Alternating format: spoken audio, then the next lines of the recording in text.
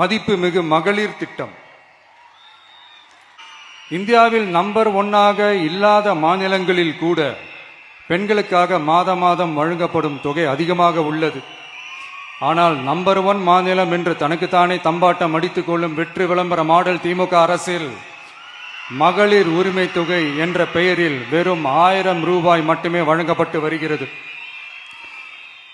மக்களுக்கு அரசின் சார்பில் வழங்கப்படும் தொகையால் அவர்களின் மளிகை சாமான் வாங்குவது போன்ற முக்கிய செலவுகளில் ஒன்றாவது குறைந்தபட்சமாக வேணும் பூர்த்தியாக வேண்டும்.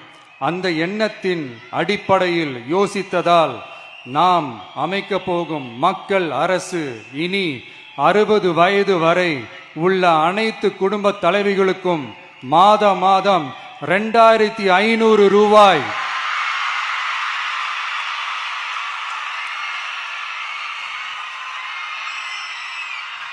வழங்கப்படும் என்பதை பெருமகிழ்வுடன் அறிவிக்கிறோம்.